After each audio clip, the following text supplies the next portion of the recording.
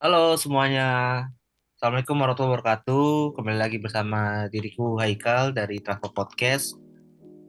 Kali ini kembali meramaikan eh, series kolaborasi antara Transport Podcast dengan Masyarakat Transportasi Indonesia atau MTI wilayah DKI Jakarta dengan tajuk Jakarta Next Step, Public Education Series. Di episode kali ini kami bakal berbincang-bincang terkait kapasitas dan kualitas angkutan umum di Jakarta. Ya, eh, seperti yang kita tahu ya bahwa angkutan umum itu kan adalah angkutan penumpang yang dilakukan dengan sistem sewa atau membayar gitu. Ini dari suatu jurnal ya. Dan katanya angkutan umum di Jakarta ini waktu tunggunya makin cepat. Ya, seperti kita tahu sebenarnya angkutan umum di Jakarta ini sudah banyak sekali perubahan ya. Dan juga jaringannya juga makin ekstensif gitu. Dan eh, minat warga pun yang makai juga makin banyak sehingga pemerintah harus menggenjot pengembangan transportasi massal. Dan mungkin di perbincangan kita kali ini seperti biasa ada selain diriku ada Mas Ahmad Raffi dari Transport Podcast juga dan juga dari MTI Wilayah DKI Jakarta ada Bapak Yusa dan juga Ibu Retno. Dan kita bakal ngobrol-ngobrol nih. Mungkin yang pertama ini terkait kualitas armada angkutan umum di Jakarta nih saat ini apa udah baik atau belum atau perlu banyak perbaikan nih Bapak Ibu. Nah, mungkin boleh jelaskan dulu nih definisi kapasitas tuh apa kali ya. Kadang kan kita nggak tahu nih kapasitas tuh sebenarnya apa gitu. Terlihat kayak kata-kata yang si definisinya besar gitu. Mungkin boleh dijelasin nih Pak. Ya, selamat malam. Kita jumpa lagi ya. Malam. Eh, Mungkin kita jawab dulu yang pertama ya. Kalau dari sisi kualitas, kita harus akui bahwa kualitas armadanya ya memang secara fisik itu sudah jauh lebih baik kalau kita bicara kualitas per kendaraannya gitulah ya. Karena zaman dulu model kita bilang tanda petik tradisional itu tidak ada kontrol kualitas kendaraan, kelayakan kendaraan jalan apa tidak yang sifatnya rutin, apalagi harian itu nggak ada, semua benar-benar diserahkan kepada pengusaha. Tapi sekarang dengan ada pemantauan dari sisi pemerintah daerah secara ketat, maka kita harus akui bahwa kita ada kemajuan dari sisi menjaga kualitas kendaraannya. Jadi sudah pasti yang jalan itu harusnya layak karena sudah diperiksa. Nah, lalu kalau kita bicara kapasitas ya, eh, ini hal yang agak tricky sebenarnya karena kalau kita bicara angkutan umum, angkutan kendaraan, definisi kapasitas itu bisa ada dua ya minimal ya. Kalau kita melihat dari jenis layanannya, ada kita bisa melihat kapasitas itu sebagai jumlah kursinya atau jumlah ruangnya. Jadi bisa jadi kendaraan ini kapasitasnya misalkan 100 bis ini 150 penumpang ya. Terbagi ada yang duduk, ada yang berdiri. Ya. Kalau kita bicara moda taksi juga itu kan jumlah jumlah penumpangnya sudah pasti. Ini benar kalau kita bicara kapasitas per kendaraan ya.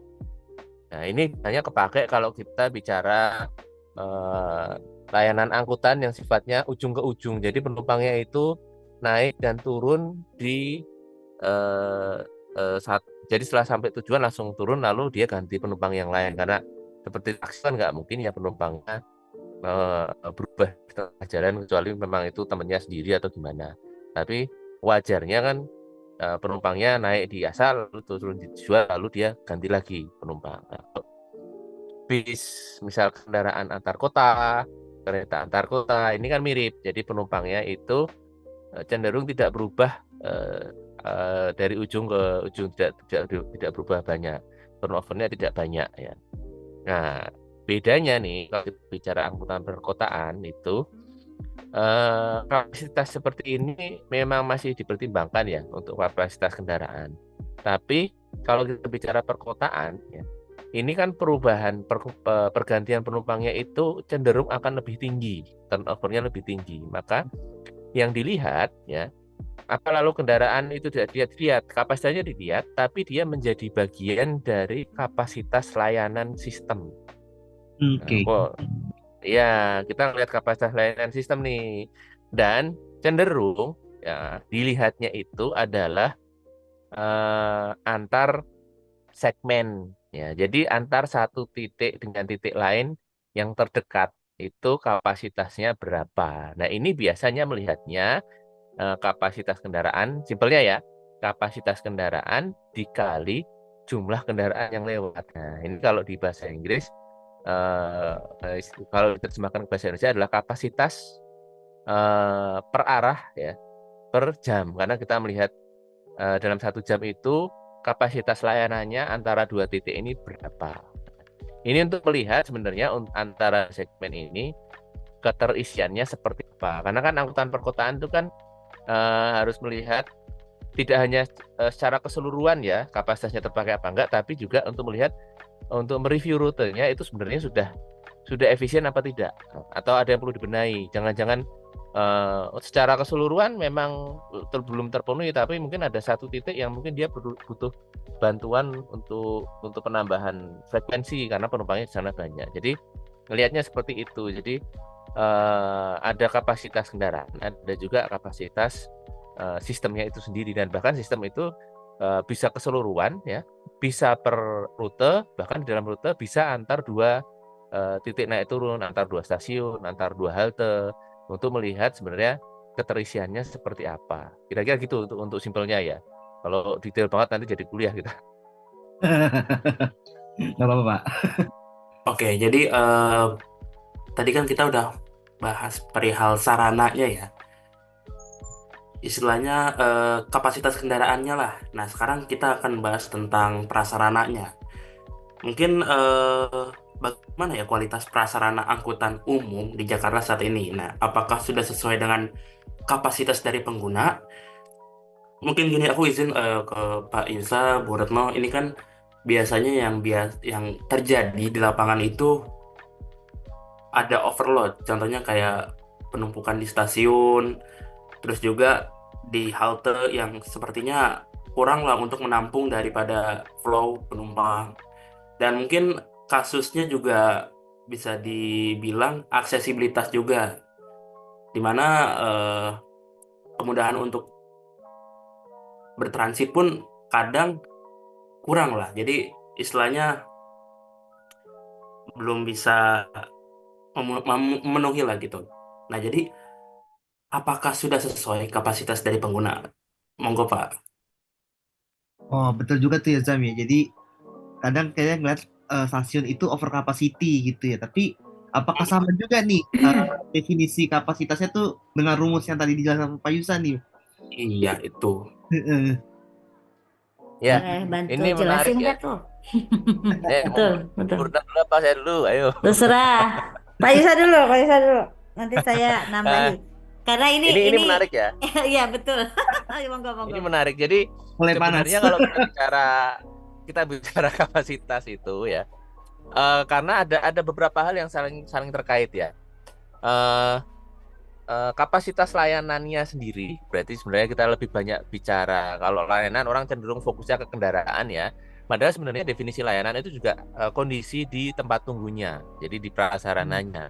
Iya, Nah betul. ini ya kapasitas layanan dari sisi sarana itu harus nyambung tanda petik ya, harus ada hubungannya yang jelas dengan kapasitas bangunannya sendiri, tempat dia berhenti, tempat dia menaikkan turunkan penumpang ya, dan bahkan dua aspek ini harus sesuai dengan kebutuhannya jadi jumlah penumpang. Nah yang menjadi tantangan adalah kalau kita bicara angkutan umum ya, terutama angkutan berbasis rel, itu kan sebenarnya jangka panjang perencanaannya harusnya. Jadi Karena angkutan berbasis rel itu biasanya memang target umur operasi, investasi dan lain-lain itu jangka panjang, maka biasanya yang sudah didesain untuk bisa menampung kebutuhan penumpang maksimal, jadi kira-kira 40 tahun lagi penumpangnya berapa, 30 tahun lagi berapa, itu lebih harus disiapkan dari awal adalah bangunannya. Karena kalau kendaraannya itu kan bisa didesain, dimodifikasi. Tapi bangunannya kan nggak bisa nih, susah nih kalau nanti tengah jalan harus berpanjang, harus dilebarkan. Jadi biasanya stasiunnya ini didesain mungkin kelihatan kebesaran atau segala, tapi kalau memang tidak ada ruang atau tidak didesain untuk dikembangkan secara modular, ya mungkin dia memang harus langsung kapasitas maksimal. Nah, kalau kita lihat di Jakarta nih ya, seperti kalau kita lihat Tanah Abang lah ya. Kenapa Tanah Abang seperti itu ya? Sebut nama, sebut lokasi ya. Karena itu contoh yang bagus. Karena Tanah Abang itu sepertinya tidak didesain di zaman dulu ya ketika membangun untuk menampung jumlah penumpang yang sekarang gitu loh, dan kebutuhan yang sekarang. Maka bisa jadi memang stasiun Tanah Abang itu sudah saatnya harus dikembangkan secara masif untuk menampung jumlah tambahan penumpang. Itu juga pertimbangan kenapa Manggarai harus dibesarkan. Nah, kalau kita bicara prasarana ya, itu tidak hanya harus memikirkan luasan orang tempat menunggu ya. Karena ada beberapa hal yang harus dipertimbangkan. Karena kalau kereta ya, misalkan sarananya keretanya, bisnya itu kan relatif gampang ya, udah kendaraannya udah selesai gitu kan. Tapi kalau bangunan ya, kita harus memikirkan kapasitas tempat tunggunya sendiri. Jadi tempat dia menunggu kendaraan jangan sampai desak-desakan membahayakan ya. Lalu kapasitas ya, jalur pejalan kakinya, kan orang jalan dong dari itu masuk ke lokasi nunggu, dari lokasi nunggu keluar, lalu bahkan berpindah antar tempat tunggu kalau dia berubah jalur ya. Jadi kapasitasnya ini harus sesuai, jangan sampai ruang tunggunya besar tapi jumlah tangganya, jumlah eskalatornya kurang. Ini pasti akan ada kepadatan karena orang mengantri naik turun ya. Lalu kapasitas biasanya area untuk orang berpindah. Jadi sudah naik turun ya.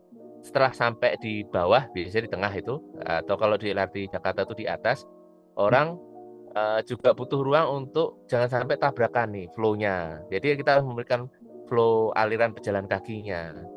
Nah, jadi kira-kira gitu nih. Nah, kalau ngelihat sudah cukup atau enggak, kalau kita ngelihat di Manggarai, sepertinya sudah dibesarkan ya, tapi mungkin perlu ada perbaikan dari sisi flow penumpang naik turun pada saat jam puncak. Ini kalau kita melihat contoh ya. Kalau Tanah Abang itu sudah pasti harus karena kurang sekali, makanya ada penambahan pembesaran ekstensi stasiun. Kita lihat nanti itu bisa memenuhi apa enggak. Tapi kalau kita melihat seperti LRT Jabodebek, LRT Jakarta, sepertinya masih cukup ya, karena memang itu baru dan sepertinya desain kapasitas maksimalnya itu di atas pengguna untuk yang existing. Ya, sebenarnya hal yang sama itu juga harus direview untuk layanan bis. Jadi shelter yang di tengah kalau di Transjakarta ya, di BRT, dan juga bisa jadi yang harus dipertimbangkan adalah ruang tunggu yang di pinggir jalan. Karena kalau kita lihat di beberapa layanan yang non BRT itu sepertinya butuh perbaikan dari sisi halte pinggir jalan untuk kapasitas, karena kalau di jalan puncak sepertinya antriannya sangat panjang. Ini mungkin harus dipikirkan karena kita harus memikirkan keamanan dan kenyamanan pengguna juga kalau kita ingin pengguna angkutan umumnya itu bagus ya. Karena jangan lupa bahwa kapasitas dari sisi prasarana itu bagian yang tidak terlepaskan dari sistem layanan secara keseluruhan. Mungkin stakeholder yang bertanggung jawab itu beda, tapi ya harus dipikirkan bagaimana mengintegrasi program mereka. Jangan sampai jadinya lempar-lemparan, ini bukan tanggung jawab saya, ini tanggung jawabnya sana. Itu kan nggak enak ya, karena pada akhirnya pengguna nggak mau tahunya adalah pengguna kayak nyaman, aman ya, tidak ada keluhan. Masyarakat tidak akan mau tahu itu tanggung jawab siapa. Yang masyarakat mau tahu adalah kebutuhan mereka terpenuhi, baik dari aspek prasarananya maupun sarananya. Itu mungkin Bruno mau nambah, Bu? Boleh nambahin ya. Nih Menarik banget tadi kalau ngomongin apa, cukup gak sih gitu. Jadi mungkin bicaranya kualitas itu dari cukupnya dulu gitu ya, baru kita lihat aksesorisnya lah ya kalau ngomongin kualitas. Nah, nih ngomongnya dari hulu banget karena jujur sih ternyata memang nggak banyak orang yang memahami Nah. perencanaan angkutan umum dari awal. Ini terjadi dan kejadian benar-benar. Waktu itu ada satu konsultan, waktu saya bantu review. Ternyata mereka tuh nggak ngerti bagaimana menggunakan, kapan harus digunakan data naik turun penumpang, kapan mereka harus menggunakan data penumpang naik, dan kapan mereka harus menggunakan data penumpang turun, dan kapan mereka harus menggunakan data penumpang transfer. Nah itu ternyata ini saya jujur aja nih, ini saya nggak ngasih tahu namanya, tapi ini konsultan yang terkenal menurut saya, dan saya shock gitu ya, karena brand konsultan terkenal ini nggak menjamin ternyata mereka memahami cara untuk mendesain kapasitas stasiun atau halte ya waktu itu ya. Jadi nggak banyak sebenarnya orang yang memang benar-benar memahami perencanaan angkutan umum secara detail di awal. Jadi bayangin kalau misalnya terus kemudian dalam kenyataannya terjadi muatan berlebih di dalam stasiun, ya saya sih akan ngomong ya itu salah perencanaannya, semudah itu gitu loh. Karena ya ini konyol loh, tapi itu terjadi ternyata gitu. Jadi Efeknya kayak panjang ya, Bu. wah, luar biasa karena memang di perencanaan di awal tuh nggak boleh salah. Itu yang Iya. perencanaan yang salah akan mengakibatkan biaya operasional dan maintenance menjadi mahal. Setuju? Betul. Jadi di situ dulu. Nah, kalau tadi Pak Yusa bilang Manggarai dan lain-lain, sebenarnya kita punya tools. Kalau tools itu dilakukan dengan benar ya, kita bisa simulasi kok gitu. Cuman tadi simulasi pasti membutuhkan data. Nah, datanya benar apa enggak? Itu balik lagi ke bagaimana kita melakukan perencanaan di awal. Dan kelemahan dari orang-orang kita sendiri adalah kita lemah di data. Itu aja. Setuju. Bahkan literasi terhadap data aja tuh kurang. Jadi gimana kita mau ngomong operasional dan maintenance yang benar gitu ya? Karena apapun yang sudah maksudnya apapun infrastruktur yang sudah terbangun, begitu operasional, begitu dia harus sudah tahap implementasi ke operasional, udah nggak bisa diapa-apain lagi karena kita bicara infrastruktur, betul nggak? Sifatnya rigid, nggak bisa tiba-tiba ditempelin ditambah. Ingat nggak kejadian halte Monas? Bener. Kalian udah ada belum halte Monas BRT? Apa? Yang dikasih tambahan platform Ya. halte sementara, ingat nggak? Ingat.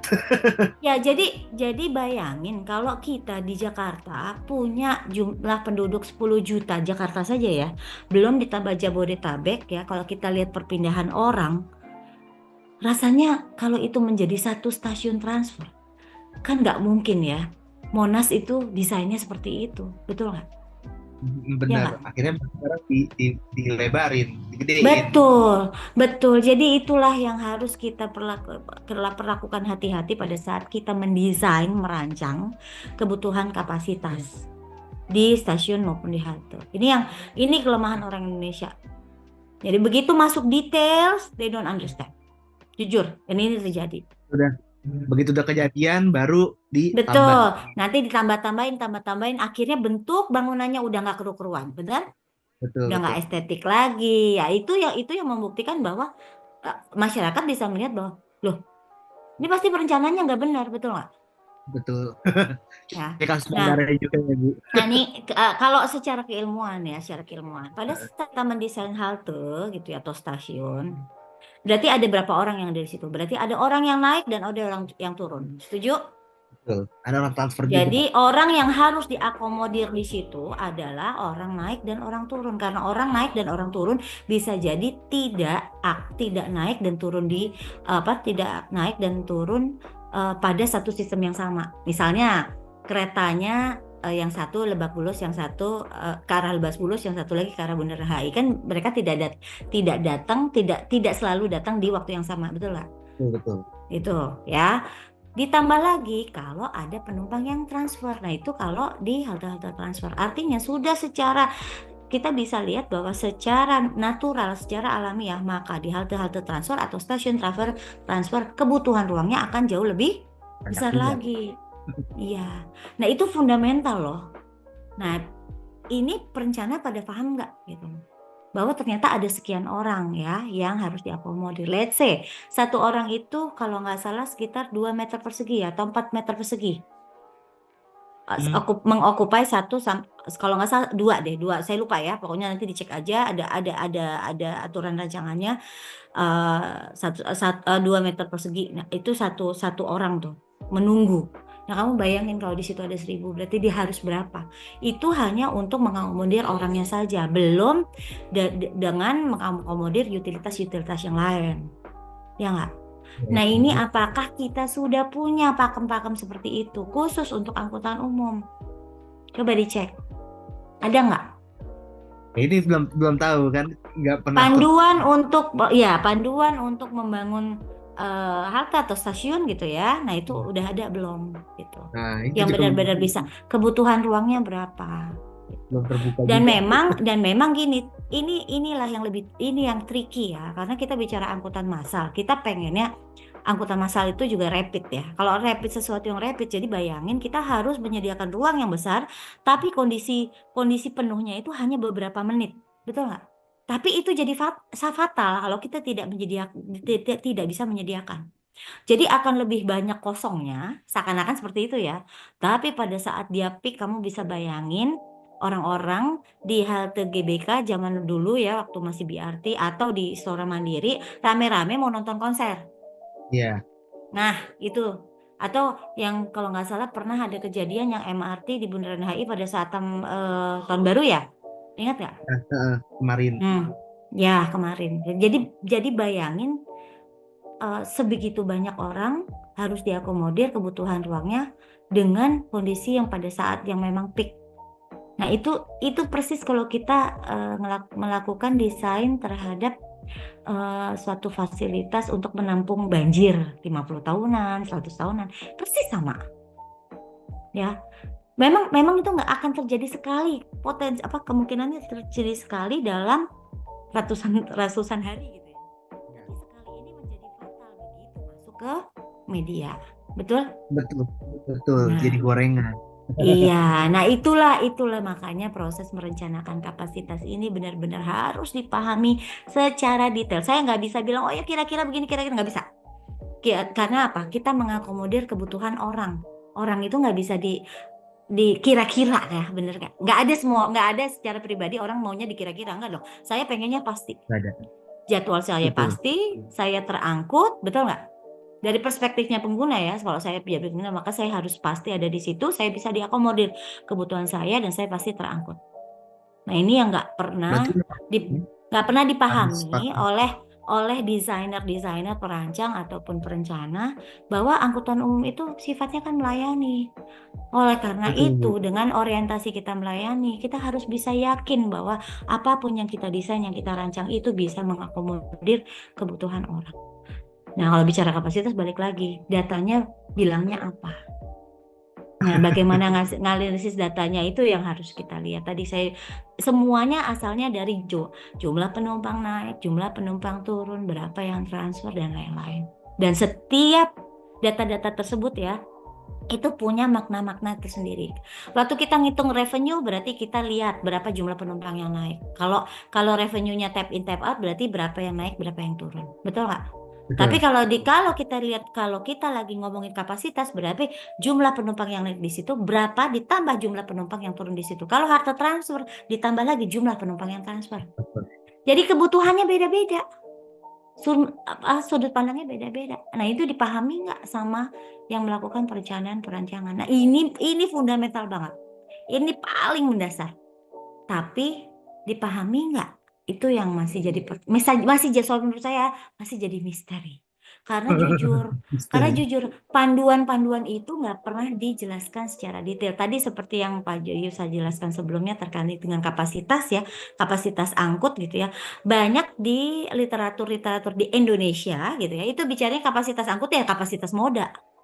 Padahal waktu kita ngomong kapasitas angkutan umum kereta api, kereta api kan nggak cuma berangkat sekali kan, benar nggak? Dalam Iya. 1 jam dia bisa beberapa kali trip.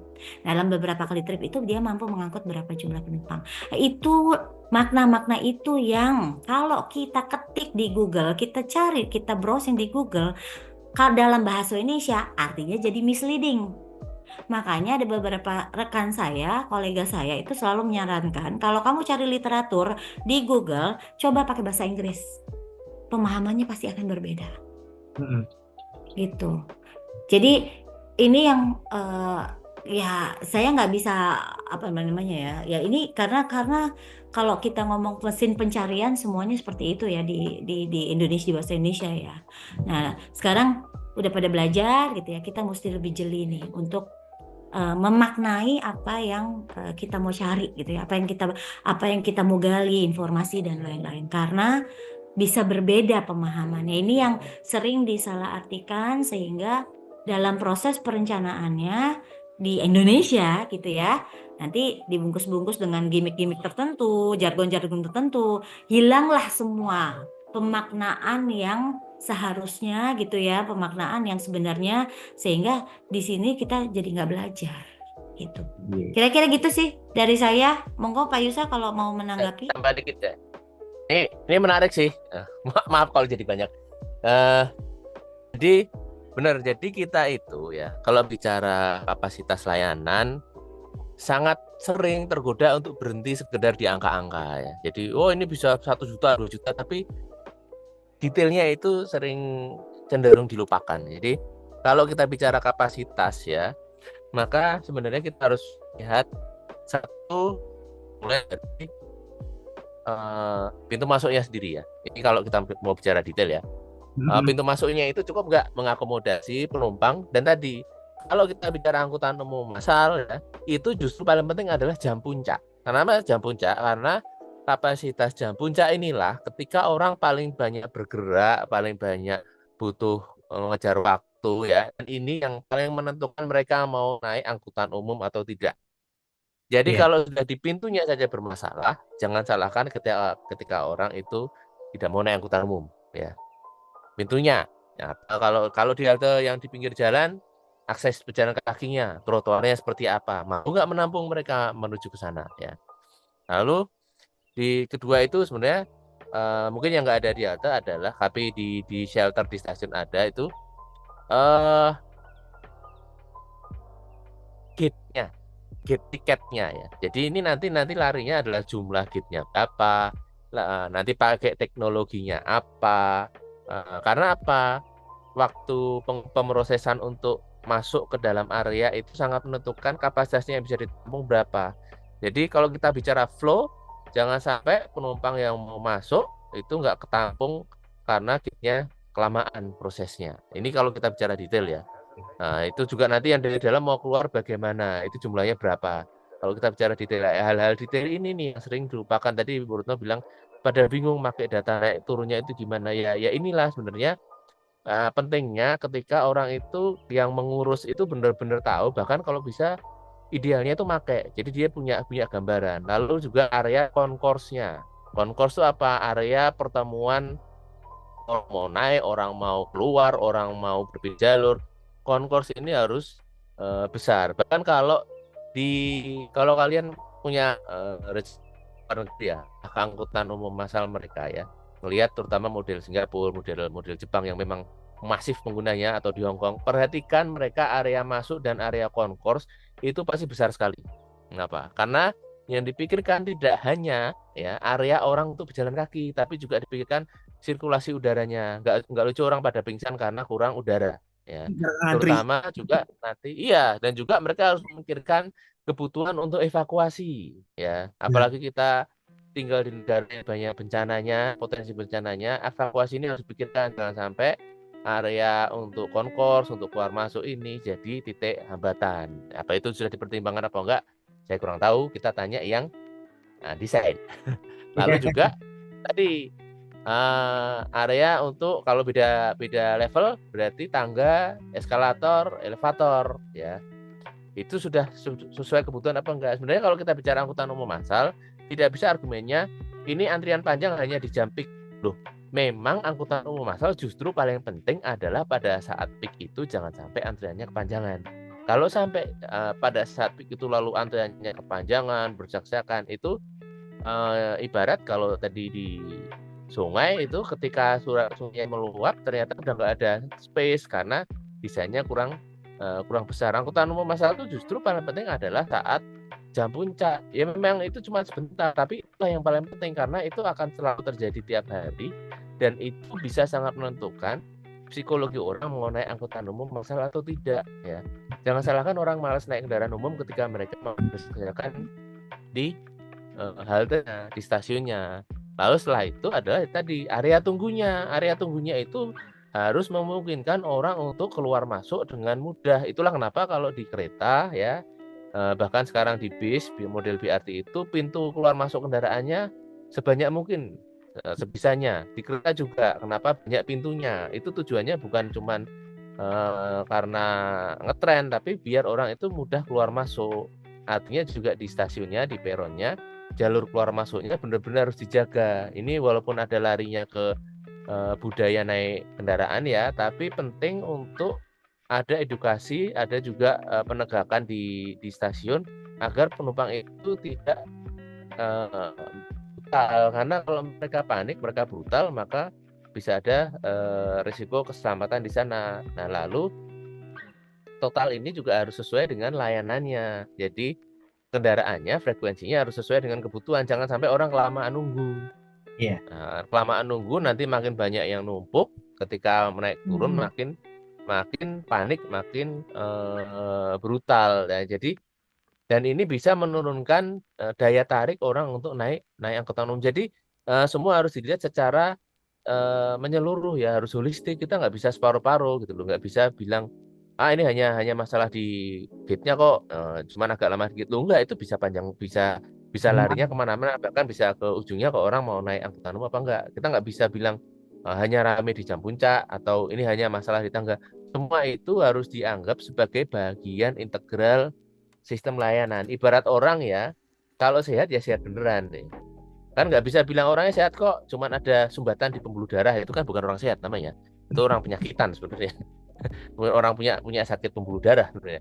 Orangnya overall badannya sehat kok, cuman paru-parunya dikit yang sakit, itu kan nggak sehat sebenarnya. Nah, layanan angkutan umum harus dianggap ya sebagai satu bagian tubuh yang harus sehat semuanya gitu loh. Jadi ketika milih teknologi itu harus sesuai dengan desainnya, dengan kebutuhannya ya.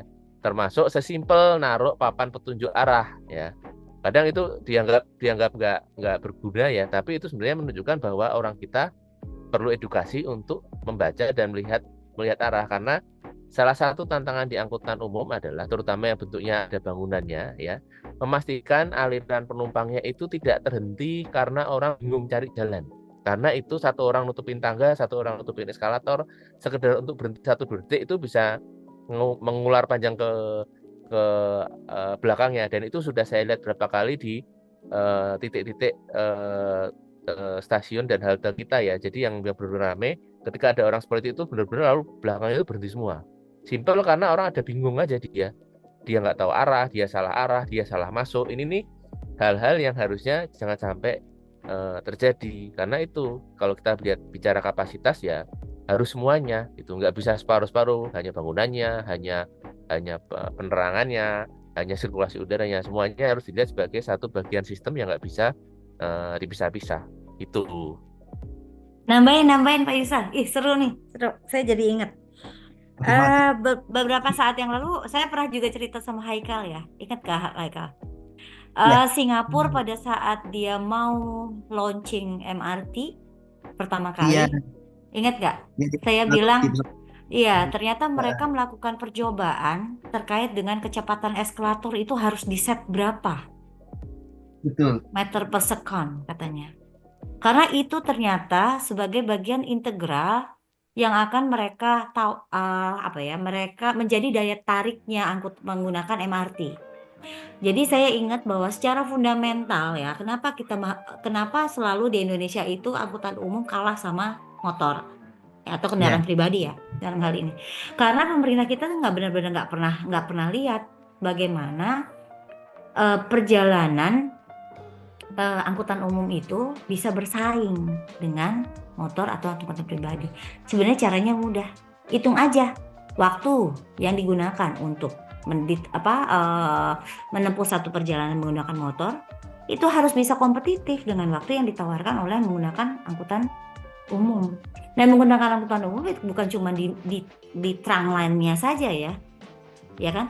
Tapi mulai dari dia keluar rumah sampai dia sampai ke destinasi. Makanya tadi Pak Yusa bilang aliran harus diperlancar, gate harus dihitung benar kebutuhannya bagaimana, kebutuhan saat ini sampai kebutuhan mendatang. Ingat kalau kita ngomongin investasi kereta api itu bisa 30-40 tahun, betul ya Pak Yusa ya. Jadi kita juga harus bisa memprediksi. Sekarang kita bicara headway 5 menit, bukan mustahil kita bicara 40 tahun kemudian mungkin headway-nya bisa 1,5 menit. Ya nggak? Nah, artinya makin cepat alirannya gitu ya, sirkulasi penumpang, kemudian baik dalam rangkaian dia melakukan integrasi dengan jalan kaki gitu ya, itu semua harus dihitung. Sehingga kita tahu nih, oh ternyata akan lebih cepat naik angkutan umum daripada naik motor. Ini yang selalu tuh di tataran strategis ngomongnya. Iya soalnya door to door, naik angkutan umum nggak door to door, tapi berhenti di situ.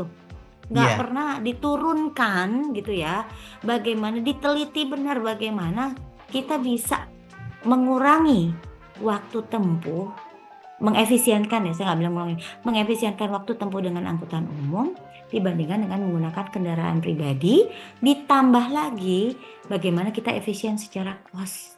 Nah, kalau kita punya angka-angka itu dan kita bisa ngomong ke masyarakat, bukan nggak mungkin loh kalau masyarakat akhirnya mau milih jadi angkutan umum. Karena masyarakat nggak pernah, tanda kutip tadi yang Pak Yusa bilang, diedukasi gitu. Kalau ada apa maksudnya penelitian seperti itu yang bisa benar-benar memberikan data gitu ya, yang valid itu kepada masyarakat. Masyarakat mungkin mau loh akan mempertimbangkan, maksudnya bukan cuma mempertimbangkan, dia akan berhitung kok gitu pada akhirnya. Gitu ya Pak Yusa Oh, ya. Jadi bayangin tuh MRT Singapura itu sampai sedetil itu merancang kecepatan eskalator. Pertanyaannya, kita lakukan itu nggak di Indonesia? Gitu.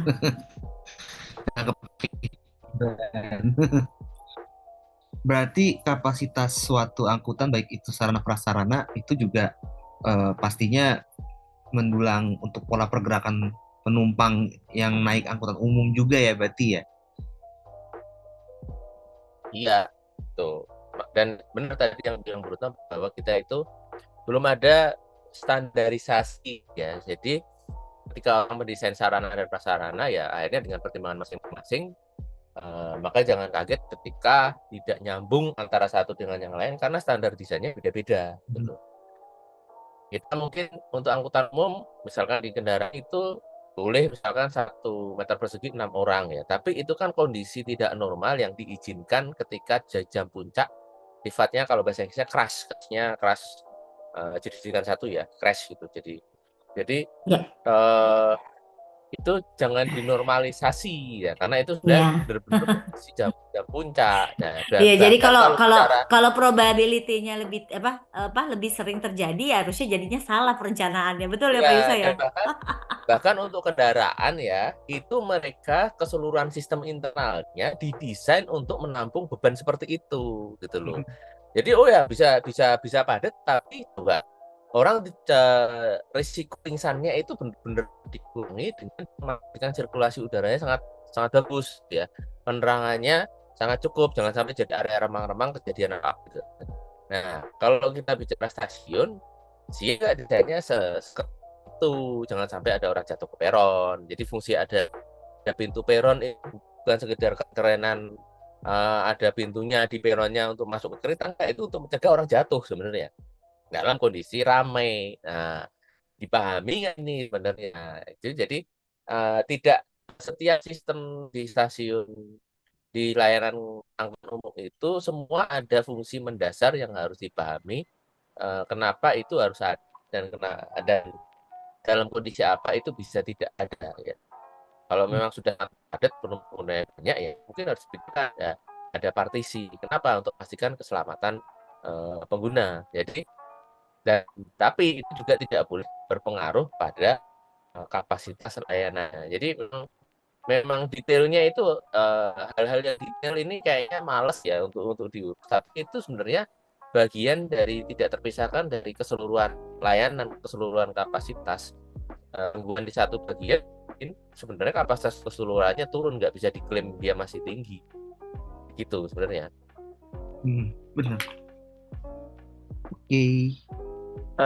Wah, menarik banget nih. Sebelumnya kan udah bahas mengenai kondisi prasarana angkutan transportasi umum nih yang ada di Jakarta, baik itu kondisi di lapangannya atau mungkin perencanaannya serta peraturan perundang-undangan juga yang ngatur harus seperti apa sih kelayakannya kondisi prasarana transportasi umum yang ada gitu.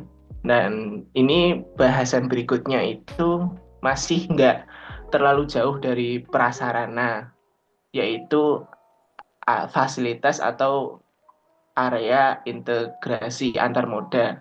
Nah, di Jakarta sendiri itu kan ada bermacam-macam moda transportasi umum ya. Jadi pengguna ketika akan berpindah ataupun melanjutkan perjalanan menggunakan moda yang lain itu di suatu tempat itu namanya area integrasi gitu.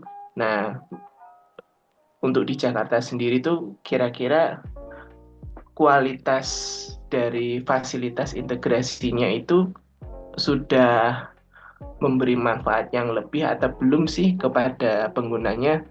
Dan sekarang pun juga kelihatannya ya walaupun jalanan masih macet pun transportasi umum juga mulai ramai dan orang-orang sering menggunakan area integrasi antar modanya. Mungkin dari Pak Yusa atau Bu Retno ada pandangan khusus atau ada komentar terkait integrasi antar moda. Ya, menarik ini. Jadi integrasi antar moda sebenarnya kalau saya boleh nambahin sebenarnya yang terpenting itu bukan hanya integrasi antar moda ya. Jadi antar moda transportasi juga integrasi layanan angkutan umum dengan kawasan sekitarnya juga. Jadi kalau kita bicara angkutan umum itu integrasi dengan sesama layanan ya, baik satu moda atau dengan moda yang lain, dan juga dengan kawasan itu sebenarnya bagian yang tidak terpisahkan ya. Kenapa? Karena kita harus ingat bahwa hal mendasar dari angkutan umum adalah orang berjalan kaki.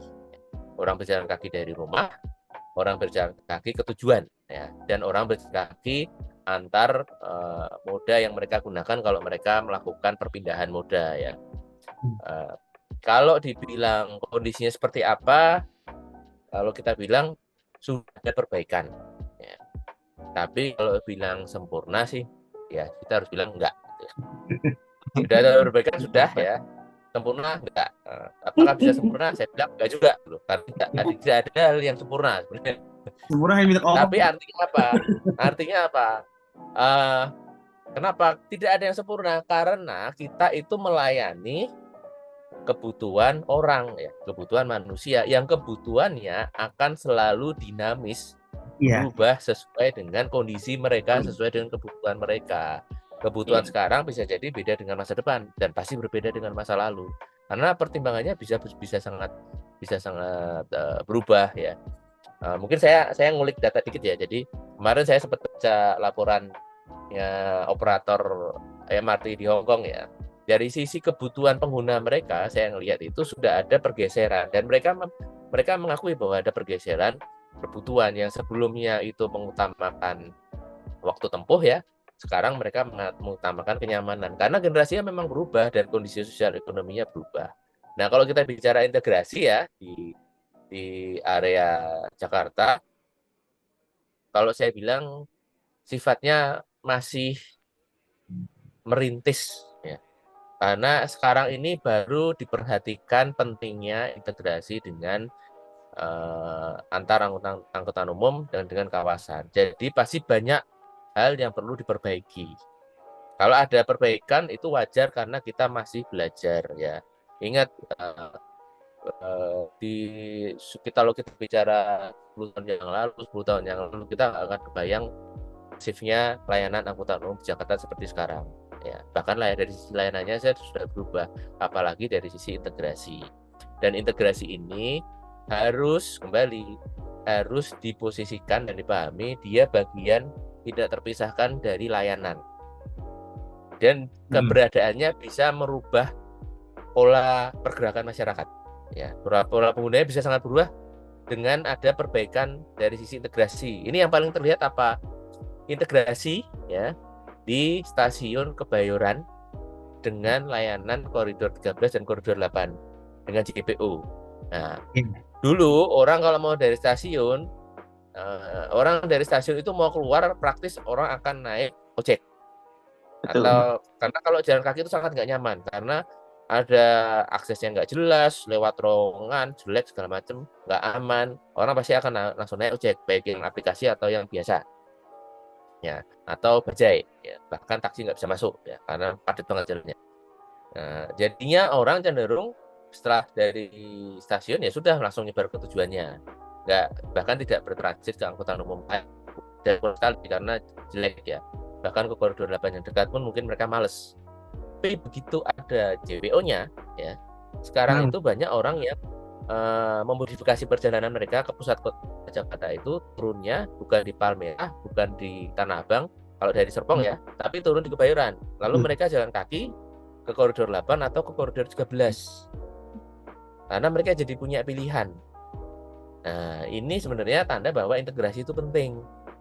Atau kita lihat di Rawamangun, mayoritas pengguna, bukan mayoritas ya, tapi banyak dari pengguna LRT Jakarta itu sebenarnya adalah pengguna Transjakarta, pengguna BRT yang bertransit karena ada fasilitas integrasinya. Walaupun stasiunnya dekat ya, tapi dengan adanya JPO-nya itu sebenarnya memungkinkan untuk orang jalan tanpa perlu harus keluar kehujan-hujanan, kepanasan ya, untuk berpindah moda. Kayaknya kok manjain banget harus dipayungi segala macam. Ingat loh, kita itu melayani orang yang sudah mau merelakan tidak naik kendaraan pribadi.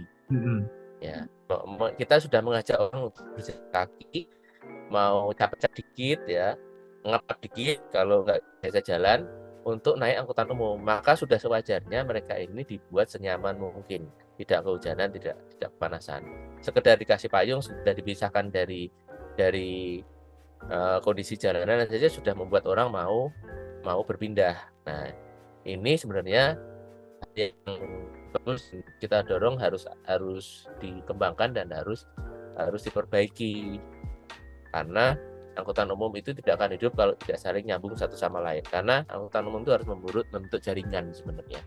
Jaringannya ini bisa karena sesimpel memang bangunan stasiunnya nyambung atau kendaraannya berhenti di depan bangunannya persis ya. Bisa juga disambung fisik dengan jembatan.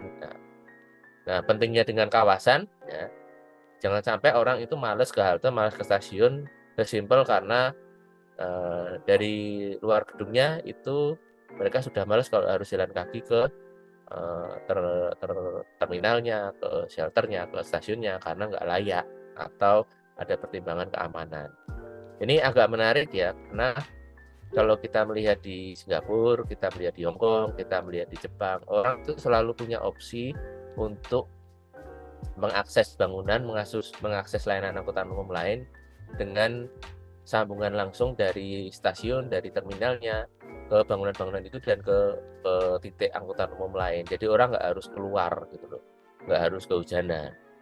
Kalau yang di Cawang ya, itu saya bilang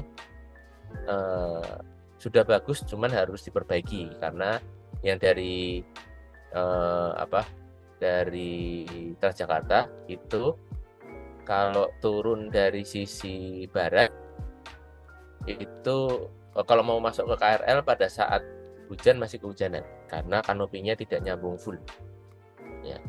Walaupun Transjakarta sudah nyambung dengan LRT dan ini kelihatan efeknya langsung, orang langsung mau berpindah tuh dari Transjakarta ke LRT. Tapi ke KRL sambungannya koneksinya lebih karena orang terpaksa karena dia memang harus mengakses KRL, tapi untuk kenyamanannya mungkin perlu perbaikan. Nah, jadi harus dipertimbangkan secara keseluruhan ya. Dari sisi integrasinya ada apa tidak, dan integrasinya sudah memadai atau belum. Dan ini harus dianggap sebagai bagian dari layanan keseluruhan. Tantangannya adalah membagi tanggung jawab pengelolaan sebenarnya kalau kita bicara integrasi ya, karena kita bicara perbatasan properti ya, kita harus bicara ke sana tuh, karena nanti larinya siapa yang merawat ya, siapa yang merawat, siapa yang menjaga ya, yang memastikan area integrasi itu masih layak untuk digunakan oleh penumpang. Mungkin Bu Retno mau ada tambahan? Wah, banyak. Waduh, Ngomongin integrasi nih soalnya nggak ada habisnya Bu. nggak ada habisnya karena kita akan berhadapan dengan begitu banyak lembaga yang punya ego masing-masing. Setuju nggak? Iya banget. Nah, itu yang paling fundamental. Saya nggak bilang harus pada saat kita mau ngomongin integrasi harus ini ya, harus terus ada kelembagaannya. Enggak, bukan itu. Tapi gimana caranya lembaga-lembaga semua nih, saya mau ngomongin apa ya? Nggak enak banget kalau ngomongin, tapi kita omongin aja lah ya. Kita punya 3 operator, ya nggak? 3 operator dengan 3 ego yang besar. Setuju? Iya banget Pak. Belum lagi kita juga berhadapan dengan pemilik properti yang juga egonya besar. Setuju? Pasti. Ya nggak? Benar-benar. Jadi saya sih nggak akan bilang bahwa kita punya kelembagaan integrasi, tapi kelembagaan integrasi ini tidak punya kewenangan untuk jadi wasit antara lembaga-lembaga yang tadi saya sebutin. Betul nggak? Jadi ini akan selalu jadi PR. Ya balik lagi sih, ya kehadiran pemerintah yang jadi penting. Ada di mana dia? Seharusnya kalau kita melakukan perencanaan yang baik gitu ya, kita punya yang namanya rencana induk transportasi, disitulah pemerintah bermain. Perannya pemerintah ada di situ. Setuju nggak? Mulai dari situ dulu. Ya. Dilaksanakan atau enggak? Nah, sampai dengan saat ini saja kita tahu Pak Jusa kalau nggak salah rencana induk transportasi masih belum ditandatanganin, betul ya Pak? Ya artinya kalau mau ngomongin integrasi sekarang masih jauh gitu loh. Kenapa? Aturannya aja belum ada. Setuju? Itu dulu. Nah, secara fisik integrasi itu kita bisa bermain dari 2 strategi sebenarnya. Kita mau pakai infrastruktur seperti tadi yang Pak Yusa sampaikan, dibangun JPO gitu ya. Walaupun saya tidak menafikan, sesungguhnya integrasi dengan infrastruktur itu sebenarnya cost-nya akan mahal. Bisa bayangin dong, dia bikin jalur pejalan kaki, bagus sih idenya, bagus banget, saya nggak bilang nggak bagus. Tapi bayangin kalau dulu memang sudah dirancang ada rute yang memang bisa menghubungkan antara let's say koridor 8 dengan koridor 13. Sebenarnya berbagai strategi bisa kita lakukan, mau pakai strategi layanan, rute layanan, mau pakai strategi integrasi gitu ya. Cuman ini nih, waktu ngomong integrasi, pernahkah kita berada di kakinya si pengguna angkutan umum? Pernah nggak? Pernahkah kita melakukan perencanaan itu benar-benar mendekatkan dari perspektifnya pengguna angkutan umum? Apa sih bentuk yang mereka inginkan? Pernah nggak kita coba tanya ke mereka gitu ya? Ya sekarang mereka mau jalan kaki, tapi tanda kutip kan dengan keterpaksaan bahwa ternyata jarak antara satu titik dengan titik yang lain lumayan loh 300 meter gitu ya. Ya nggak? Contoh kasus deh stasiun LRT Jabodebek yang di Duku Atas dengan stasiun yang apapun yang ada di Duku Atas, betul nggak? Saya appreciate kayak MRT ada di Duku Atas sangat reachable dengan kereta komuter gitu ya, benar nggak? Dengan railing gitu ya. Tiba-tiba LRT Jabodebek kayak musuhan sendiri gitu ada di tempat yang lain. Di selatannya. Ya, halo apa kabar yang terjadi pada saat kita melakukan perencanaan di awal? Iya. Nah, halo apa kabar integrasi? They don't talk each other. That's it. Itu fundamental banget menurut saya. So kalau yang terjadi di MRT punya LTA, memang LTA itu powerful banget kalau ngomongin perencanaan. Kita nggak bisa ngomongin kondisi itu ada di Indonesia, di Jakarta ya gitu ya. Tapi kalau bicara Jepang, bicara Jepang nih. Jepang itu ternyata nggak ada integrasi loh. Percaya deh. Saling ngomong Cuman, itu aja. cuman ada budaya Jepang yang sampai yang akhirnya itu terbangun gitu loh. Jadi memang perlu proses yang lumayan panjang sehingga eh, pengembang-pengembang yang ada di sekitaran stasiun di sepanjang di stasiun manapun ya di Jepang itu akhirnya menyadari bahwa memberikan akses itu menjadi penting untuk bisnisnya mereka. Hmm. Ada orang loh yang turun di stasiun ini sekian ribu dan itu bisa menjadi potensi pasar Anda. Nah, bahasa-bahasa itu yang harusnya kita jadikan sebagai strategi. Kapan kita berurusan dengan pengembang-pengembang, kita harus bicara dengan bahasa bisnis yang bisa lebih mereka terima. Kapan kita bicara dengan user, kita ngomongin dengan bahasa-bahasa yang bisa mewakili kebutuhannya mereka. Nah, ini yang kunci penting ini sebenarnya yang menurut saya belum ya, maksudnya komunikasi ya, dikomunikasikan dengan seluruh stakeholder. Jadi ngebangun di Indonesia tuh masih sendiri-sendiri gitu loh. Ngebangun bukan menjadi satu goals, objektif bagi semua stakeholder gitu ya. Ya balik lagi pemerintah sebagai garda terdepan yang mengajak harus pemerintah. Dari situ bicaranya ya komunikasi yang efektif gitu ya, sehingga integrasi itu nggak hanya terbangun, yang kita lihat itu integrasi adalah dalam konteks yang sudah terjadi gitu ya, maksudnya itu sudah realisasinya, udah implementasinya, tapi dalam konteks perencanaan integrasi itu diartikan bahwa komunikasinya juga harus diintegrasikan antar seluruh stakeholder. Jadi mulai dari perencanaannya udah dibicarain, sehingga nggak ada tuh kejadian tiba-tiba stasiun LRT Jabodebek sendirian aja di pojokan, betul nggak? Iya, Ya nggak? Ya kan? Akhirnya siapa yang jadi korban? Ya user lah. iya, akhirnya dibuatin JPM dulu dan ya segala Betul. macamnya. Dan ingat, Buat membangun JPM itu tuh ada cost-nya, cost infrastrukturnya, yang seharusnya itu tidak terjadi kalau kita punya komunikasi yang baik. betul, Betul nggak? betul. Nah, itu aja dari saya. Jadi balik Nah, lagi bicara integrasi itu memang nggak mudah. Kita nggak punya sosok juga di pemerintah yang apa yang keluar dari mulutnya dia itu dipercaya oleh seluruh stakeholder. Betul nggak? Nah, itu yang masih jadi PR. Gimana betul. caranya pemerintah itu udah harus punya dalam perencanaan udah harus punya nature bahwa ini kita mau melayani loh gitu. Melayani siapa? Ya melayani semua kepentingan semuanya, karena semua adalah pembayar pajak, semua adalah warga negara, semua adalah orang yang individu yang berhak untuk diayomi oleh pemerintah. Betul. Gitu. Dah, monggo silakan. Seberapa besar pemanfaatan daya angkut pada angkutan umum di Jakarta saat ini? Monggo Bu. Nah, katanya tuh kata orang-orang nih targetnya cakupan transport di Jakarta 95%. Terus juga ya macem-macem nih targetin yang make sekitar 3,9 juta orang gitu.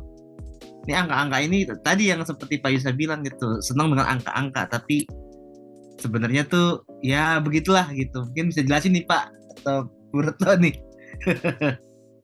Angka segitu dengan menyiksa orang mungkin ya. Balik Real balik atau ini ya. Balik ke imajinasi gitu. pemaknaannya. Ya. Balik ke pemaknaannya ya. Iya, Apa sih maknanya gitu ya? iya. Monggo Pak Yusa dulu. Ini pada tanya, saya sendiri bingung mau nanya siapa nih. Jadi gimana ya mulainya ya? Jadi gini, kalau kita bicara tadi pertanyaan ini ya, seberapa besar penggunaannya ya. Terus saya tadi baca cakupan segala macam. Saya harus bilang itu nggak nyambung. Harusnya Tidak nyambung secara langsung ya, tidak nyambung secara langsung. Tapi secara konsep oke lah, saya paham maksudnya. Jadi gini. Jadi untuk kita mau menaikkan pengguna angkutan umum ya, sudah pasti cakupan layanannya itu harus 100% wilayah kota. Ya 100% warga dong, kalau enggak namanya ada yang enggak dilayani. Ya, itu layanan. Artinya cakupan itu apa? Artinya tidak ada daerah ya yang tidak dilayani angkutan umum. Nah, kalau kita bicara DKI, kalau nggak salah ya, Ini bicara radius 500 meter dari titik naik turun terdekat. Ya, itu angka 95% itu kalau nggak salah hitungnya dari sana. Oke, itu bagus ya. Cuman ya, kita harus kritis ya, bukan berarti kita lalu anti, enggak, tapi sekedar ada layanan angkutan umum itu tidak akan menjamin orang mau naik. Ya enggak? Misalkan Henok, Haikal ada angkutan umum depan rumahnya, tapi arahnya itu nggak sesuai dengan tujuan perjalanan. Kalian naik nggak? Kalian mau ke timur, perjalanannya ke barat. Ternyata angkutan umumnya, ya kalian pasti nyari moda lain dong. Ngapain kalian ke barat nanti mencari kitab suci lagi? Jadi itu, jadi dari sisi layanan, oke ada pelayanan, tapi layanannya harus sesuai dengan kebutuhan. Karena kalau nggak sesuai ya siapa yang mau naik. Seberapa persen dipakai saya nggak tahu. Karena tidak pernah ada data yang menganalisis keterisian angkutan umum di Jakarta. Ya, keterisiannya ini tidak hanya harusnya kalau kita melihat ya kalau terpakai apa enggak ya kita melihat di jam puncak dan di luar jam puncak, itu pertama. Lalu kedua, antar tempat pemberhentian, tadi kita sudah bahas di awal tuh, antar pemberhentian itu turnover atau peralihan penggunanya seperti apa ya. Lalu juga harus dilihat per jenis moda, per rute, karena untuk melihat sebenarnya rute-rute mana yang harus diperbaiki, baik dari sisi rute, mungkin titik perhentian, karena kalau kita bicara penggunaan itu sebenarnya sudah mendekati ujung akhir lah. Angkutan umum itu mau dipakai apa enggak. Tapi masalah itu dipakai apa enggaknya, ya itu perjalanannya panjang dari awal, dari tadi masalah kapasitasnya bagaimana, dari sisi layanannya sesuai apa enggak, bahkan dari jenis kendaraannya itu sesuai dengan kebutuhan apa enggak. Nah, karena kita harus mengakui bahwa perbedaan jenis kendaraan itu sangat menentukan ketertarikan orang mau naik layanan angkutan umum atau enggak. Ya. Kalau kita punya target 60% dari total pergerakan di Jakarta itu naik angkutan umum, ya kalau tadi 3,9 juta itu saya nggak clear ya, 3,9 jutanya itu sebenarnya pengguna sehari, ya, atau jumlah penduduk yang naik, ya. Karena kalau jumlah pengguna sehari, ya, artinya kalau orangnya itu PP, maka dari 3,9 itu hanya 1,8 penumpang orangnya, karena dia dua kali ngitung kan, dari 1,9 mas 1,9 juta. Ya. Kalau kita penduduk Jakarta saja yang itu 10 juta, maka 1,9 ini nggak ada 20%. Itu hanya Jakarta. Sementara yang masuk Jakarta, yang muter-muter dalam Jakarta itu juga dari wilayah sekitaran, ya, tidak hanya 10 juta yang di dalam, tapi juga 20 juta yang di sekitar, walaupun mungkin nggak semuanya masuk ya. Nah, jadi angka 3,9 ini ya kita harus nanya mungkin ini maksudnya apa? Apakah ini jumlah 3,9 juta yang angkutan umum atau itu jumlah pengguna total itu dari 2 kali ngitung. Kalau kita tidak sistem terintegrasi tarif, tapi satu sistem terintegrasi yang memantau pengguna, 3,9 ini bisa double counting, karena misalkan orangnya habis naik Transjakarta lalu naik MRT, ya, seakan-akan di MRT ada satu, Transjakarta ada satu, sementara padahal ini sebenarnya orang yang sama, ini double counting. Jadi angka realnya akan di bawah yang 1,9 itu. Jadi oke lah kita punya target, oke, tapi harusnya ya dalam target itu kan ada pembanding. 3,9 itu dibandingkan kapasitas seperti apa sih? Nah, kapasitasnya ini kita tidak pernah punya datanya karena tidak pernah dipublikasi. Ya, mungkin hanya moda-moda baru ya, model LRT Jabodebek ya atau LRT Jakarta itu ada desain kapasitas layanannya. Ya, itu bisa kita bandingkan tuh. Nah, tapi kalau seperti Transjakarta saya nggak tahu karena nggak pernah ada publikasi data kapasitas per rute itu seperti apa. Nah, target keterisiannya seperti apa itu kita nggak pernah lihat ya. Dari sisi KRL apalagi itu kan jadwalnya walaupun ada KPK tapi kan kadang maju mundur, terus kadang-kadang keretanya 8, kadang-kadang keretanya 10, kadang-kadang 12. Itu juga kita nggak tahu ya. Kalau di masih ada tapi kapasitasnya kita nggak pernah tahu untuk moda-moda tanda petik lama ya. Kalau moda-moda baru oke lah clear, tapi yang lama-lamanya kita nggak tahu.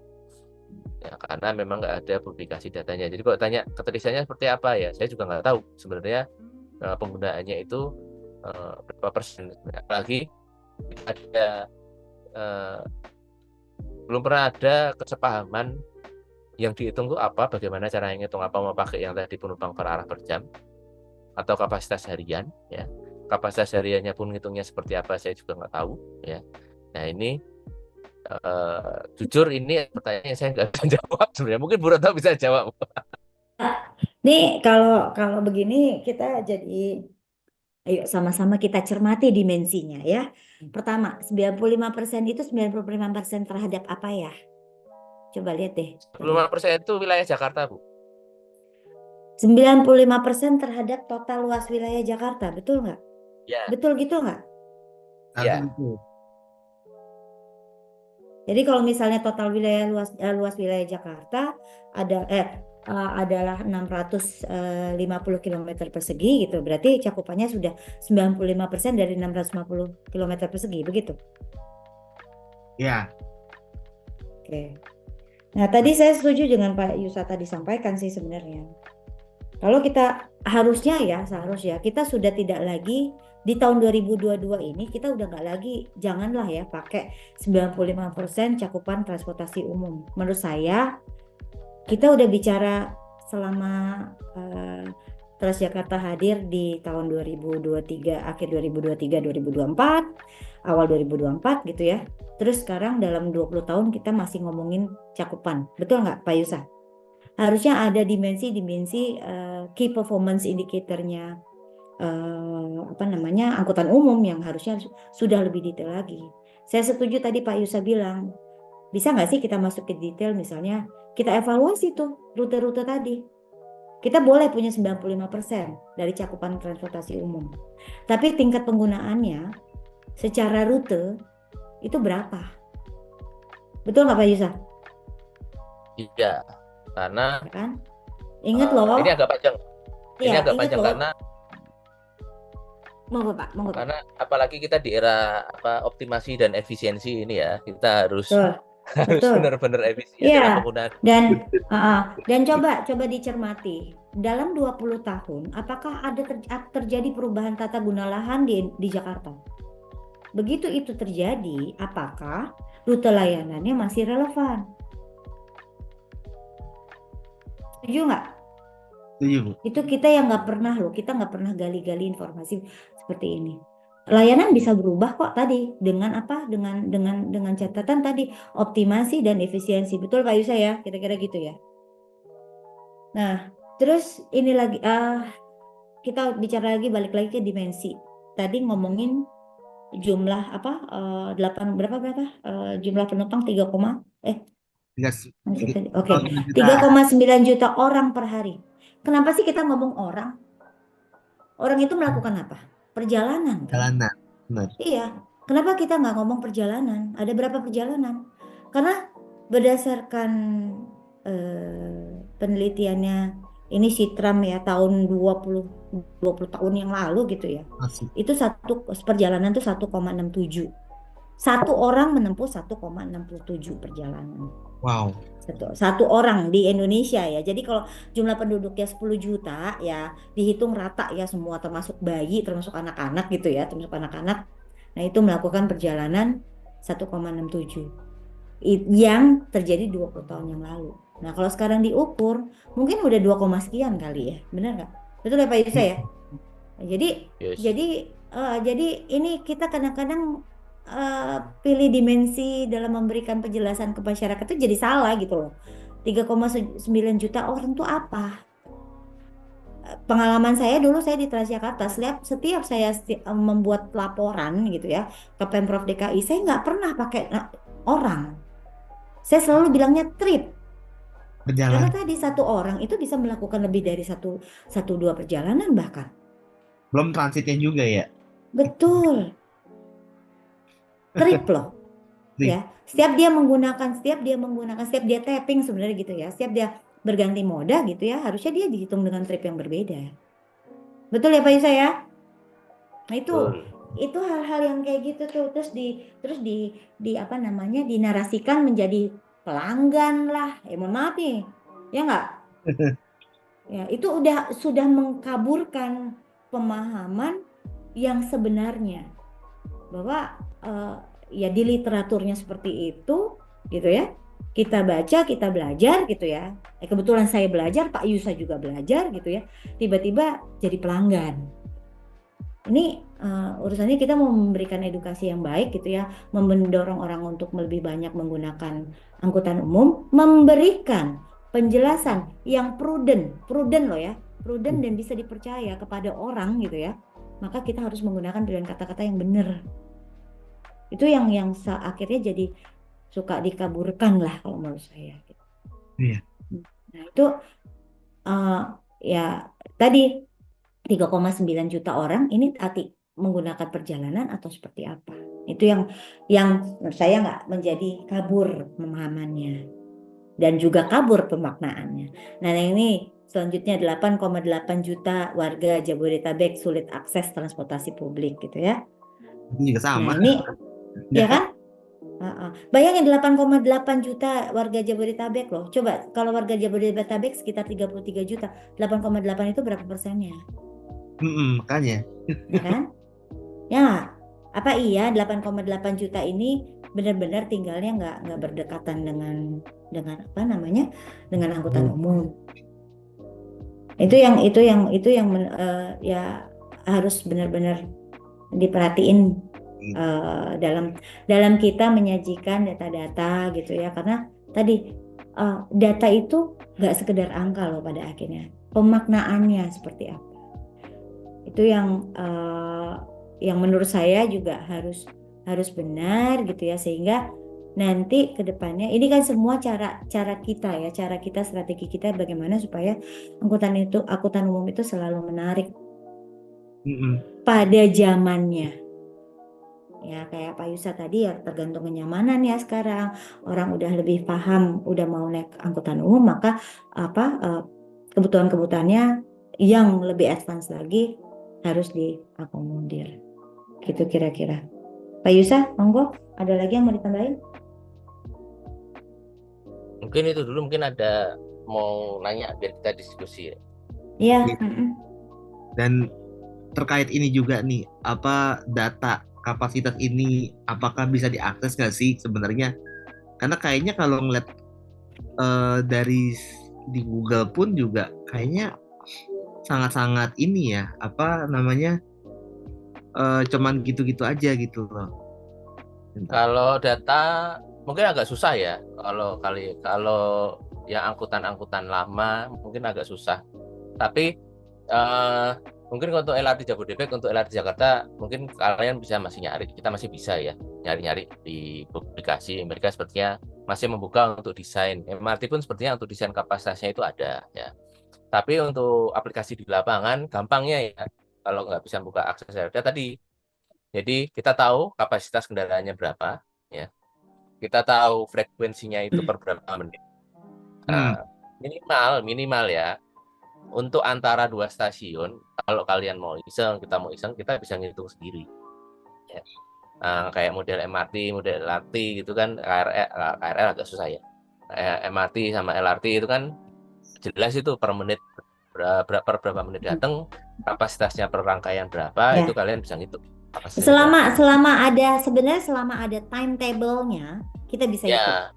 Nah, permasalahannya tadi kalau yang model KRL, mohon maaf ya, walaupun ada KPK, tapi kalau model KRL, model Transjakarta, baik yang bis, besar, sedang, kecil, mikro itu, kayaknya kalau nggak suruh di lapangan nggak bisa, karena kita nggak tahu realnya mereka sudah tahu beberapa menit, dan yang dipakai itu kendaraan yang mana, itu kan kita nggak tahu ya. Apalagi KRL tuh, ada yang 8, ada yang 10, ada yang 12, setelah Jakarta ada yang bis besar, bis kecil, kadang-kadang diganti, kita juga nggak tahu kan. Betul Ini betul. ini sebenarnya konyol loh. Konyol Waduh. loh. Kenapa? Karena timetable itu sebenarnya bentuk pertanggungjawaban subsidi. Setuju Iya, Pak Yusa? iya betul. Ya, Ini konyol sebenarnya. Jadi saya juga bingung kenapa they cannot provide the real timetable gitu ya. Ya, dulu saya di Transjakarta ngerencanain juga, kemudian aktualnya juga ada gitu ya. Itu untuk sebenarnya mengukur jaminan pelayanan, kemudian juga adalah bentuk pertanggungjawaban terhadap dulu bukan subsidi, tapi kita selalu request rupiah per kilometer kan, budget anggaran dari APBD buat membayar rupiah per kilometer ke operator bus. Nah ini yang ya menurut saya ya balik lagi kok jadi hal yang paling simpel untuk membuktikan bahwa pertanggungjawaban terhadap subsidi yang supaya dia bisa terukur itu malah justru salah satu parameternya tidak bisa tidak bisa ditemukan lah ya oleh masyarakat gitu kan. nah, sebenarnya ya ini agak menarik ya. Sebenarnya masyarakat itu nggak mau tahu mau ada berapa perjalanan. Kecuali tes berat ya. Masyarakat tidak mau tahu mau ada 1.000, mau 2.000, bodo amat ya. Yakin deh. Orang tidak akan ngitung ada berapa perjalanan. Orang mau tahunya adalah kereta datang jam Saya berapa, terangkut enggak? jam berapa, datangnya tiap berapa menit. Orang akan lihat itu. Kalau antar kota mungkin butuhnya adalah jamnya, karena kan tidak sering ya. Tapi kalau dalam kota itu pasti hitungannya adalah per berapa menit. Mohon maaf untuk dalam kota masyarakat tidak akan ngafalin jam.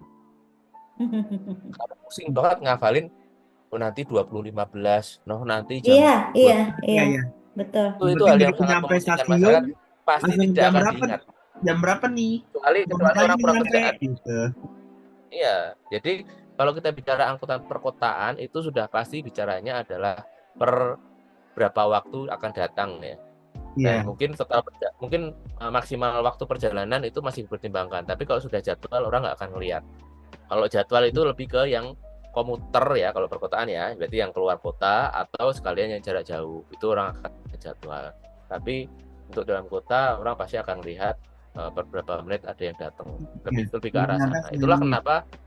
Itulah yang menjelaskan kenapa pengguna angkutan umum yang jadwalnya itu tidak pasti ya, bukan jadwal tapi headway-nya itu tidak pasti, jadi per berapa menit yang pasti.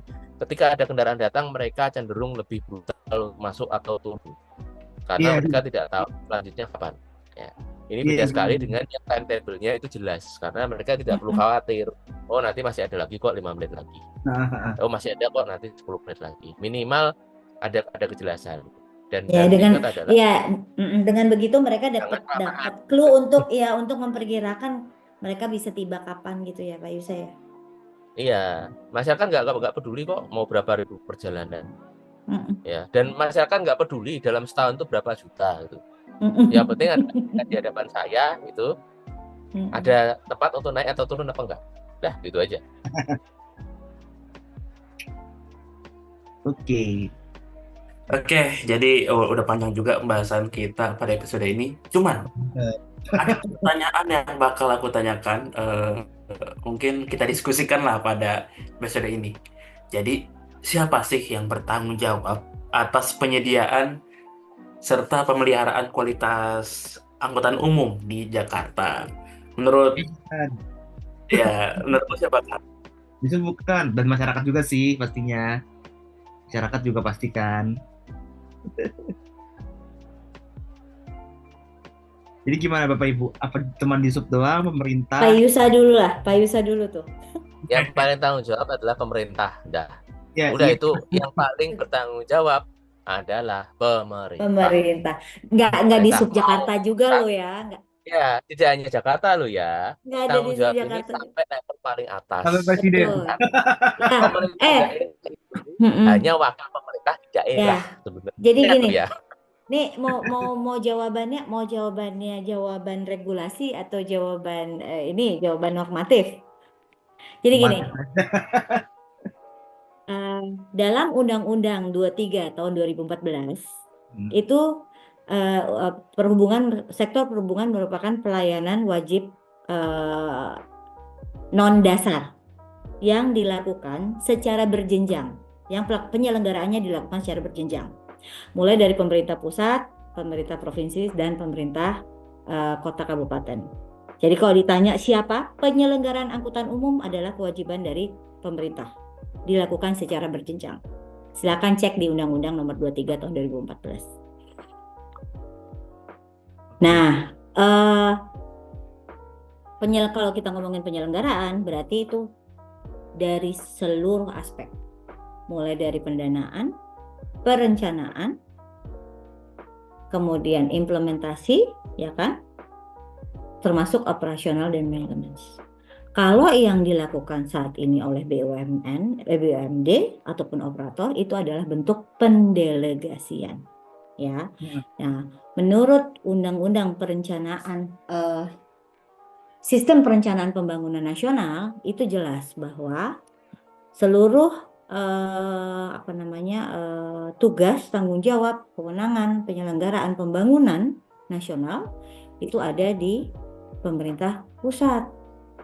Dan pemerintah daerah itu merupakan bagian yang didelegasikan untuk melaksanakan penyelenggaraan sesuai dengan tugas tanggung jawab yang diberikan oleh pemerintah pusat. Jadi itu fundamental tuh. Nah, dipahami benar nggak sama pemerintah yang kadang-kadang suka, maaf ya, saya akan bilang masuk angin gitu loh. Kadang-kadang lempar sana, lempar sini, lempar sana, lempar sini. Padahal kalau menurut undang-undangnya itu adalah memang tanggung jawabnya pemerintah. Gitu. Betul. Coba nanti mungkin di quote aja dari undang-undang itu dua itu, kalau menurut saya ya di Undang-Undang 23 2014 itu secara otonom kok, itu udah diatur seperti itu. Betul. Ya. Jadi kalau secara regulasi ya sudah jelas bahwa pemerintah yang bertanggung jawab menyediakan. Nah, yang terutama adalah pemerintah itulah yang paling bertanggung jawab menjaga ketersediaan, ya, ada apa tidaknya, lalu juga kualitas pelayanannya. Karena pemerintah lah yang bisa memaksa semua orang di bidang angkutan, itu di bidang transportasi untuk berjalan sesuai dengan target pemerintah itu mau kayak gimana. Akhirnya kan itu pemerintah yang bisa memaksa. Nah, kalau bicaranya adalah menjaga, memelihara, itu semua orang. Iya. Bahkan di level pengguna pun harus ikut menjaga. Ya, jangan dirusak, jangan dimaling, jangan dirusuh. Gitu. Jadi yang pada akhirnya yang bisa menjaga kondisi di layanan angkutan umum itu nyaman digunakan adalah pengguna sendiri.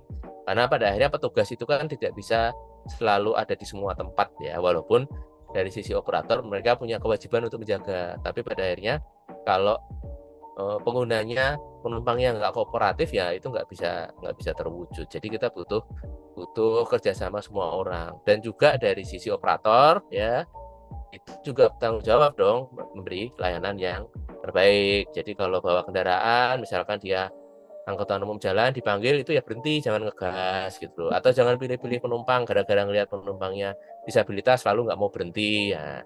Yang kayak gini mungkin harusnya dipecat aja gitu. Nah, siapa yang bisa mencatat? Akhirnya kan pemerintah juga. Iya, benar. Jadi pemerintah itu pegang kontrol yang sangat besar ya. Jadi sukses tidaknya itu besar tanggung jawab di sisi pemerintah, tapi pemerintah tidak bisa bekerja sendiri.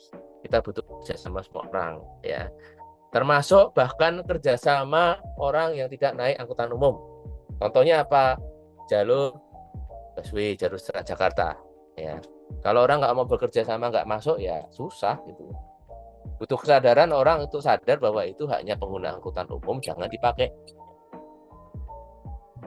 dengan alasan apapun. Kalau menurut saya mungkin sama nyawa mungkin beda cerita ya, tapi kalau saya lihat sejauh ini kok saya jarang lihat damkar itu masuk jalur Transjakarta. Yang masuk malah yang lain-lain. Iya. Nggak tiap hari ada kebakaran besar di Jakarta kan. Betul, Ya, Pak. kalau saya lihat di lapangan mah dari terbarang sampai truk sampah ya, dari kendaraan pribadi sampai non pribadi. Iya, kan ya. Kalau nggak ada kerjasama semuanya ya susah gitu loh. Jadi siapa yang tanggung jawab ya pemerintah. Pada akhirnya pun yang bisa menindak yang melanggar-melanggar itu kan pemerintah juga. Benar juga. Harusnya pemerintah. Jadi komitmen pemerintah itu sangat penting sebenarnya. Iya. Udah banyak banget yang kita bahas pada episode kali ini. Semoga kalau dari lu kan harapannya apa, Kal? Dari episode ini sih